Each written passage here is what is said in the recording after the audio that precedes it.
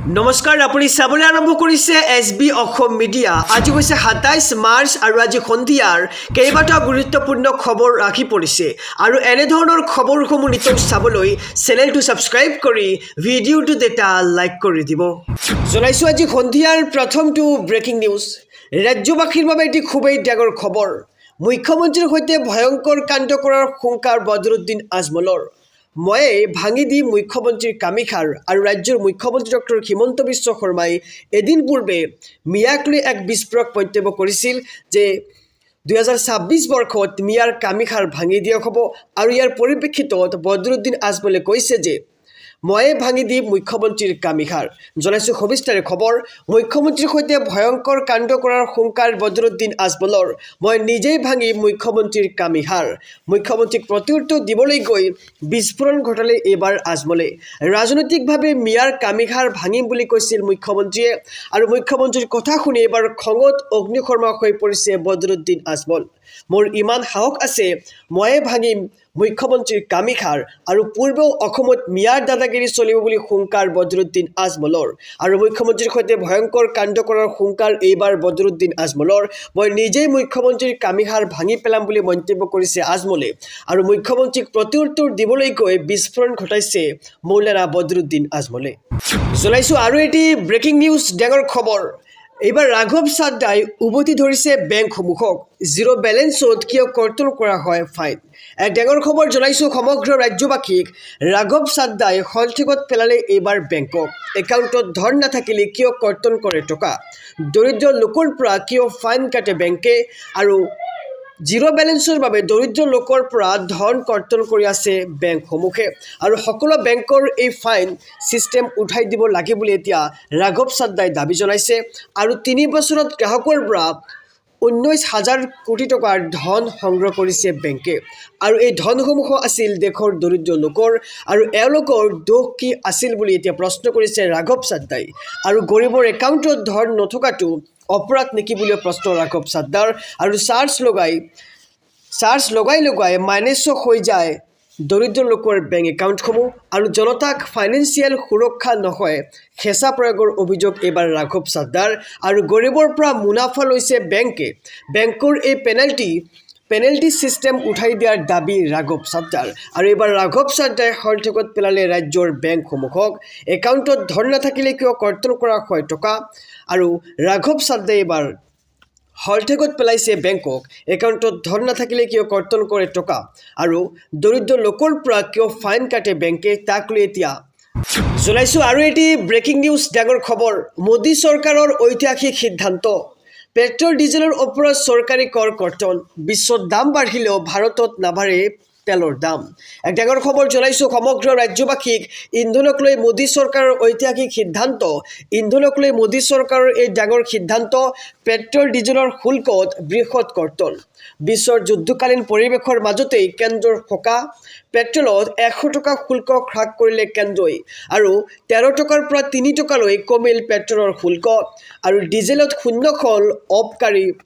আবকাৰী শুল্ক আৰু ডিজেলৰ 10 টকাৰ শুল্ক সম্পূৰ্ণ কৰ্তন কৰা হৈছে। ইৰাণ ইজৰাইলৰ যুদ্ধৰ প্ৰভাৱৰ পৰা বাচিবলৈ এই পদক্ষেপ গ্ৰহণ কৰা হৈছে। ভাৰতত 60 দিনৰ বাবে পৰ্যাপ্ত তেল মজুত আছে। বিকল্প উৎসৰ পৰা তেল নিশ্চিত কৰিলে ভাৰতে আৰু মূল্যবৃদ্ধি ৰোধ কৰিবলৈ চৰকাৰৰ এই বিশেষ পদক্ষেপ। কোম্পানীৰ লোকচান পূৰাবলৈ এই শুল্ক কৰ্তন কৰা হৈছে। বিপণী কোম্পানী আৰু জনসাধাৰণক দিয়া হ'ল সুৰক্ষা। আন্তঃৰাষ্ট্ৰীয় বজাৰত দাম বাঢ়িলেও ভাৰতত নাবাঢ়ে তেলৰ দাম আৰু এই ঘোষণা কৰিছে দেশৰ প্ৰধানমন্ত্ৰী নৰেন্দ্ৰ মোদীয়ে। জনাইছোঁ আৰু এটি ব্ৰেকিং নিউজ, ডাঙৰ খবৰ। ৰাজ্যৰ মুখ্যমন্ত্ৰীগৰাকীয়ে এদিন পূৰ্বে মিয়াক লৈ কৰা মন্তব্যই এতিয়া ৰাজ্যজুৰি চাঞ্চল্যৰ সৃষ্টি কৰিছে আৰু এই মন্তব্যৰ বিৰোধিতা এইবাৰ ৰকিবুল হুছেইনেৰো। জনাইছোঁ খবৰ। অসমবাসীয়ে কামিখাৰ সমান কৰিব বিজেপিৰ আৰু এইবাৰ অসমবাসীয়ে হিমন্ত বিশ্ব শৰ্মাৰ কামিখাৰ ভাঙিব। মিয়াৰ কামিখাৰ ভাঙিব নোৱাৰে মুখ্যমন্ত্ৰীগৰাকীয়ে আৰু এইবাৰ মুখ্যমন্ত্ৰীক উভতি ধৰিছে ৰকিবুল হুছেইনে। হিমন্ত বিশ্ব শৰ্মাৰ কথা বিষম বুলি কৈছে ৰকিবুল হুছেইনে আৰু এই কথা গম পাই হিমন্ত বিশ্ব শৰ্মাই AUDFক 108 সেৱক হিচাপে গ্ৰহণ কৰিছে বিজেপিয়ে আৰু এইবাৰৰ নিৰ্বাচনে আমাৰ জীৱনৰ ভৱিষ্যত নিৰূপণ কৰিব আমাৰ ল'ৰা ছোৱালীৰ ভৱিষ্যত নিৰ্ভৰ কৰিব আৰু এখন যুঁজ হ'ব আমি যুঁজিম আৰু আমি জিকিম বুলি মন্তব্য ৰকিবুল হুছেইনৰ গোৱালপাৰাৰ কৃষ্ণাত উপস্থিত হৈ বিস্ফোৰণ ঘটাইছে ৰকিবুল হুছেইনে আৰু এইবাৰ অসমবাসীয়ে হিমন্ত বিশ্ব শৰ্মাৰ কামিহাৰ ভাঙিব বুলি এক প্ৰকাৰ বিস্ফোৰক মন্তব্য ৰকিবুল হুছেইনৰ মিয়াৰ কামিহাৰ ভাঙিব খোজা মুখ্যমন্ত্ৰীক এইবাৰ কটাক্ষ কৰিছে ৰকিবুল হুছেইনে আৰু মুখ্যমন্ত্ৰীক উভতি ধৰি কেতবাৰ বিস্ফোৰক মন্তব্য কৰিছে ৰকিবুল হুছেইনে জনাইছোঁ আৰু এটি ব্ৰেকিং নিউজ ডাঙৰ খবৰ এইবাৰ AIUDFৰ লগত হাত মিলালে আসাদুদ্দিন ওৱেইছিয়ে অসমলৈ আহি ওৱেইছিয়ে চলাব নিৰ্বাচনী প্ৰচাৰ জনাইছোঁ সবিশেষ খবৰ ৰাজ্যৰ ৰাজনীতিৰ এক ডাঙৰ খবৰ AIUDFৰ লগত হাত মিলালে এইবাৰ আসাদুদ্দিন ওৱেইছিয়ে AIUDFৰ হৈ নিৰ্বাচনী প্ৰচাৰ চলাব ওৱেইছিয়ে 2 আৰু 3 এপ্ৰিলত অসমত নিৰ্বাচনী প্ৰচাৰ চলাব আসাদুদ্দিন ওৱেইছিয়ে বদৰুদ্দিন আজমলৰ পুত্ৰই সাক্ষাৎ কৰিছে আসাদুদ্দিন ওৱেইছিক কেইবাখনো নিৰ্বাচনী প্ৰচাৰ সভাত অংশ ল'ব ওৱেইছিয়ে আৰু ওৱেইছিক সাক্ষাতৰ পিছতেই আজমলে দিলে এই বাৰ্তা ৰাজ্যৰ ৰাজনীতিৰ এক ডাঙৰ খবৰ জনাইছোঁ সমগ্ৰ ৰাজ্যবাসীক AIUDFৰ লগত এইবাৰ হাত মিলাইছে আসাদুদ্দিন ওৱেইছি আৰু AIUDFৰ হৈ এইবাৰ নিৰ্বাচনী প্ৰচাৰ চলাব আসাদুদ্দিন ওৱেইছিয়ে 2 আৰু 3 এপ্ৰিলত অসমত নিৰ্বাচনী প্ৰচাৰ চলাব আসাদুদ্দিন ওৱেইছিয়ে বদৰুদ্দিন আজমলৰ পুত্ৰই সাক্ষাৎ কৰিছে ওৱেইছিক আৰু কেইবাখনো নিৰ্বাচনী সভাৰ প্ৰচাৰ সভাত অংশ ল'ব ওৱেইছিয়ে আৰু কেইবাখনো নিৰ্বাচনী প্ৰচাৰ সভাত অংশ লৈ AIUDFৰ হৈ নিৰ্বাচনী প্ৰচাৰ চলাব আসাদুদ্দিন ওৱেইছিয়ে আৰু ওৱেইছিক সাক্ষাতৰ পিছতেই আজমলে দিলে এই ডাঙৰ বাৰ্তা জনাইছোঁ আৰু এটি ব্ৰেকিং নিউজ ডাঙৰ খবৰ সাৱধান ৰাজ্যবাসী দেশত নাটনি হোৱা নাই পেট্ৰল ডিজেল আৰু LPGৰ আৰু অপপ্ৰচাৰ চলালে হ'ব জেল এক ডাঙৰ খবৰ জনাইছোঁ দেশত নাটনি হোৱা নাই ইন্ধনৰ পেট্ৰল ডিজেলক লৈ কেন্দ্ৰৰ জৰুৰী আহ্বান সুৰক্ষিত আছে পেট্ৰল ডিজেলৰ যোগান আৰু উৰা বাতৰি বিয়পা চক্ৰৰ বিৰুদ্ধে হুংকাৰ ষড়যন্ত্ৰত ভুল নাযাবলৈ ৰাইজক অনুৰোধ জনোৱা হৈছে কেন্দ্ৰৰ ফালৰ পৰা আৰু পাম্পত অযথা ভিৰ নকৰিবলৈ সতৰ্কবাণী আৰু মজুত আছে 2 মাহৰ জোখাৰে ইন্ধন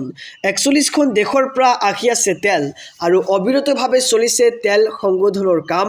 ভাৰত অভিমুখে তেলবাহী জাহাজৰ কনভয় আৰু ভিৰ কমাবলৈ অড ইভেন নীতি ঘোষণা কৰা হৈছে আৰু মিছা বাতৰি দিলেই হ'ব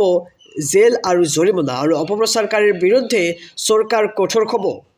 জনাইছোঁ আৰু এটি ব্ৰেকিং নিউজ ডাঙৰ খবৰ এইবাৰ বাংলাদেশীৰ বিৰুদ্ধে যুদ্ধংদেশী ৰূপত মুখ্যমন্ত্ৰী আজমলক তীব্ৰ ভাষাৰে প্ৰত্যুত্তৰ মুখ্যমন্ত্ৰী ডক্টৰ হিমন্ত বিশ্ব শৰ্মা